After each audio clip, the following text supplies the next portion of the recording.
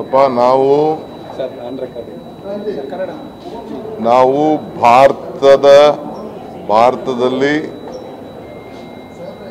ಕರ್ನಾಟಕ ಇದೆ ಅಂತಲ್ಲ, ಕರ್ನಾಟಕದ ಮುಖಾಂತರ ಭಾರತವನ್ನು ನೋಡಿ ಅಂಥೇಳಿ ನಾವು ಇವತ್ತೆಲ್ಲ ಅಂಬಾಸಿಡರ್ಸ್ಗೆ ಎಲ್ಲ ನಮ್ಮ ಟೆಕ್ ಸಮಿಟ್ಗೆ ಬರಬೇಕು ಅಂತೇಳಿ ಆಹ್ವಾನ ಮಾಡಲಿಕ್ಕೆ ಹೋಗ್ತಾ ಇದ್ದೀವಿ. 2.5 ಲಕ್ಷ ಇಂಜಿನಿಯರ್ಸ್ ತಯಾರಾಗ್ತಾ ಇದ್ದಾರೆ, 15,000 ಜನ ಡಾಕ್ಟರ್ಸ್ ಬರ್ತಾ ಇದ್ದಾರೆ.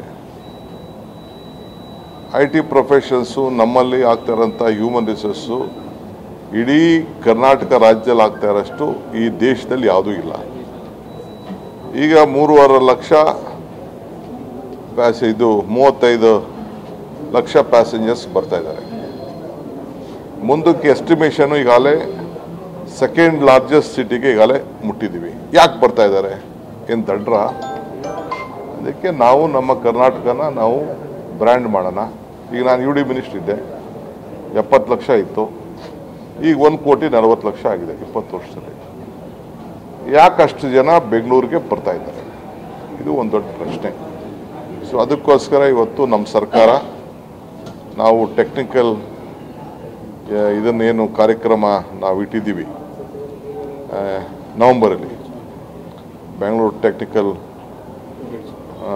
ಸಮಿಟ್, ಆ ಸಮಿಟ್ಗೆ ನಾವು ಆಹ್ವಾನ ಮಾಡ್ತಾ ಇದ್ವಿ. ಅವರೆಲ್ಲ ಪ್ರತಿನಿಧಿಗಳನ್ನ, ಅಂಬಾಸಿಡರ್ಸ್ನ, ಸಂಬಂಧಪಟ್ಟಂಥವರೆಲ್ಲ ಕೂಡ ದೊಡ್ಡವನ್ನೆಲ್ಲ ಇವತ್ತು ಆಹ್ವಾನ ಮಾಡ್ತಾ ಇದ್ದೀವಿ, ನೀವು ತಯಾರು ಮಾಡ್ಕೊಳ್ಳಿ ಅಂತ.